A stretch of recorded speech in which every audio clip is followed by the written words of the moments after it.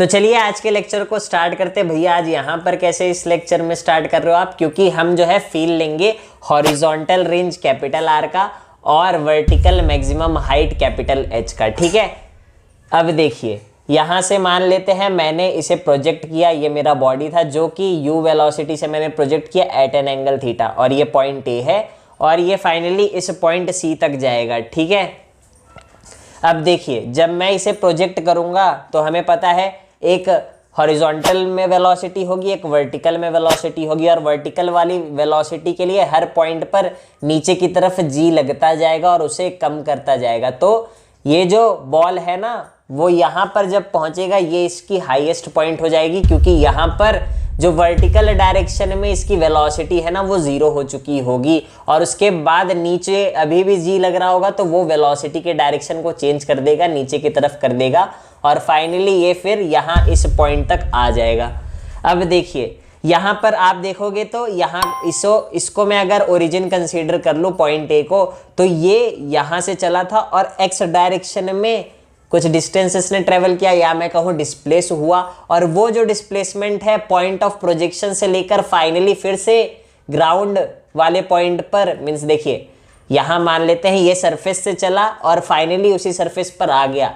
अब ये जो डिस्टेंस इसने कवर की ना यही हमारा हॉरिजॉन्टल रेंज है, क्योंकि इसने हॉरिजॉन्टल डायरेक्शन में एक्स डायरेक्शन में जो डिस्टेंस कवर किया वही हमारा हॉरिजॉन्टल रेंज होता है। और ये वाला वो पॉइंट था जहां पर इसकी वर्टिकल डायरेक्शन में वेलोसिटी जीरो हो गई और ये इससे और ज्यादा हाइट पर जा नहीं सकता, तो ये हमारी मैक्सिमम हाइट कैपिटल एच हो गई वर्टिकल डायरेक्शन में। तो ये वाली चीज कैपिटल एच होती है, means maximum height in vertical direction. तो आई होप सो आपको हॉरिजॉन्टल रेंज कैपिटल आर भी समझ चुका होगा अब, और ये जो वर्टिकल हाइट कैपिटल एच है वो भी समझ चुका होगा। अब जो है हम बोर्ड पर जाके इन दोनों की वैल्यूज को एक्चुअली में डिराइव करेंगे।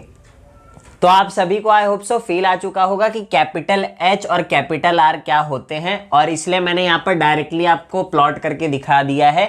और देखिए यहाँ पर मैंने 3 पॉइंट लिए हैं ए बी सी, जैसा कि आपको वहां पर भी मैंने शो किया था। ठीक है, और यहाँ पर हमने देखा था कि बी पॉइंट तक आते आते टाइम जो है वो टाइम ऑफ असेंड के बराबर हो चुका था, और ए से सी में ट्रेवल करने पर टाइम जो है वो टाइम ऑफ फ्लाइट के बराबर आ चुका था। ठीक है, अब देखिए हमें क्या करना है, कैपिटल एच और कैपिटल आर की वैल्यू को निकालना है। तो हम उसके लिए सिंपली अभी तक जो करते आए वही करेंगे, पिछले लेक्चर्स में जो किए हैं, इक्वेशन ऑफ मोशन का यूज करेंगे। तो क्या आप खुद से एक बार ट्राई करना चाहेंगे? आप कीजिएगा, ये ठीक नहीं हो रहा सर, आप गलत कर रहे हैं सर, मैं खुल के बोल रहा हूँ सर, सॉरी क्षमा चाहता, लेकिन आप गलत कर रहे हैं सर, ये नहीं होने दूंगा मैं, आपत्तिजनक बात है सर ये। तो आप एक बार खुद से ट्राई कीजिए इन वैल्यूज को निकालने की, अगर हो जाता है तो बहुत बढ़िया बात है, नहीं तो आप इस प्रूफ को देख सकते हैं। मैं कैपिटल एच और कैपिटल आर की वैल्यू निकालने जा रहा हूं अब इक्वेशन ऑफ मोशन लगा के। देखिए अगर मैं बात करूं ए से बी में, तो डिस्प्लेसमेंट मेरा वाई डायरेक्शन के अलोंग है, मीन्स ए से बी में मुझे जो है क्या करना है, equation of motion along the y direction use करना है। तो देखिए मैं यूज करता हूं, देखिए v square is equals to u square plus 2as, और ये क्या है, वेलोसिटी अलोंग वाई डायरेक्शन। ठीक है, और एक्सेलरेशन अलोंग वाई डायरेक्शन, और ये डिस्प्लेसमेंट अलोंग वाई डायरेक्शन। अब देखिए फाइनल वेलोसिटी हाईएस्ट पॉइंट पर क्या हो जाती है, जीरो हो जाती है, ये हमने देखा था फील्ड में।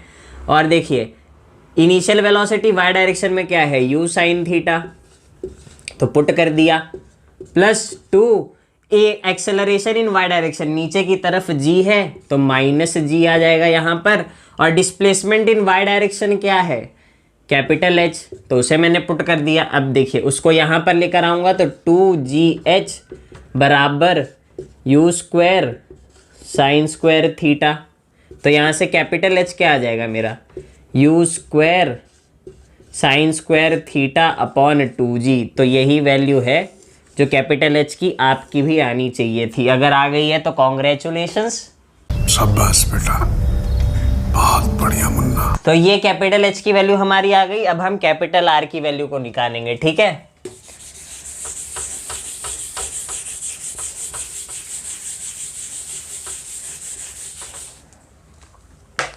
अब देखिए कैपिटल आर मुझे निकालना है, तो उसके लिए मुझे ए से सी में इक्वेशन ऑफ मोशन को यूज करना पड़ेगा। और ये देखिए जो ए से सी में डिस्टेंस ट्रेवल है या डिस्प्लेस हुआ जो मेरा पार्टिकल वो एक्स डायरेक्शन के अलोंग हुआ, तो मुझे equation of motion x direction के अलोंग यूज करनी पड़ेगी।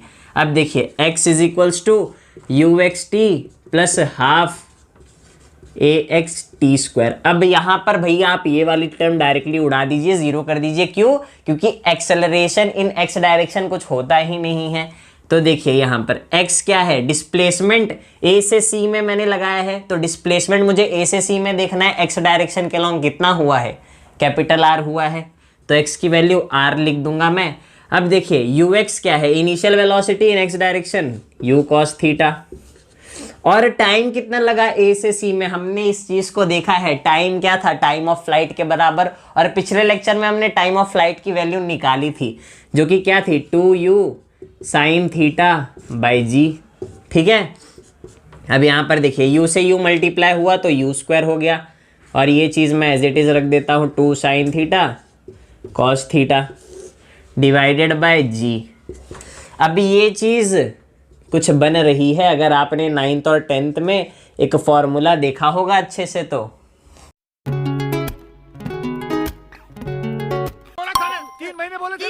मुझे कुछ याद नहीं। क्यों? तुम्हारे दिमाग पे बिजली गिरी थी? ये क्या हो जाएगा पता है, साइन 2 थीटा हो जाएगा, क्योंकि साइन 2 थीटा होता है 2 साइन थीटा कॉस थीटा। तो ये कैपिटल आर की वैल्यू मेरी आ चुकी है, u square sine 2 theta by g, और आपका भी यही आना चाहिए था।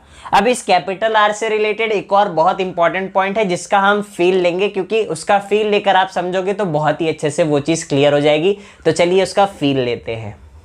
अब हॉरिजॉन्टल रेंज को लेकर एक और इंपॉर्टेंट पॉइंट है, उसे हम समझते हैं।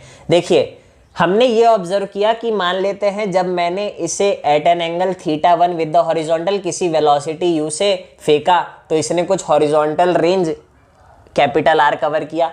और मैंने ये भी ऑब्जर्व किया कि जब मैं थीटा 2 पर प्रोजेक्ट किया इस बॉल को, और सेम वेलोसिटी रखी मैंने, u रखी जो मैंने थीटा 1 के केस में रखी थी, तब ये कुछ हॉरिजॉन्टल रेंज कवर किया और उसकी भी वैल्यू सेम थी जो थीटा 1 के केस में थी। तो भैया ये चीज़ कैसे हो सकती है, कुछ कंडीशन तो होगी ना। हाँ, तो ये कंडीशन निकल कर आई कि ये चीज़ तब वैलिड है, मीन्स थीटा 1 और थीटा 2 के corresponding same range capital are तब आता है जब मेरे थीटा 1 प्लस थीटा 2 की वैल्यू 90 डिग्री हो, मीन्स वो दोनों कॉम्प्लीमेंट्री एंगल्स का पैर फॉर्म करें।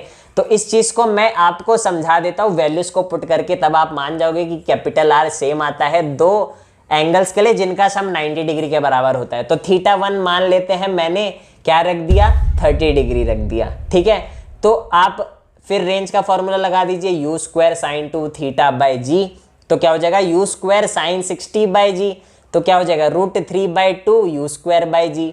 ठीक है, ये थीटा 1 के करस्पॉन्डिंग रेंज की वैल्यू आई।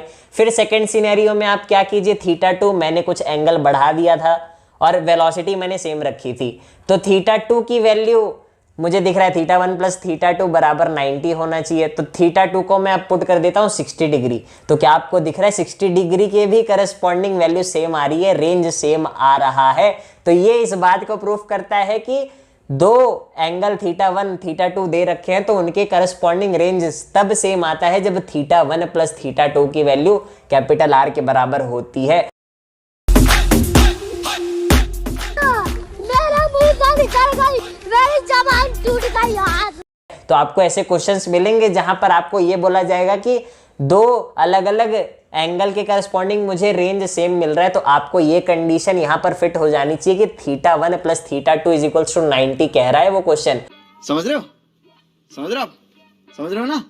और ये बहुत ही बड़ा जो है थॉट प्रोसेस होता है, मीन्स मैं कहूँ तो यही वाली चीज़ जो है हमें एक्चुअल में पिक करनी होती है वैसे क्वेश्चंस को सॉल्व करने के लिए। तो आई होप सो ये लेक्चर आपको पूरा समझा होगा और ये वाली चीज़ भी आपको क्लियर हो गई होगी कि लास्ट का जो मैंने इंपॉर्टेंट पॉइंट आपको रेंज के रिलेटेड बताया। तो आई होप सो ये सारी चीज़ें क्लियर है। अब मिलते हैं अगले लेक्चर में जहां पर हम इक्वेशन ऑफ ट्रेजेक्ट्री को डील करेंगे। खत्म, बाय बाय, टाटा, गुड बाय।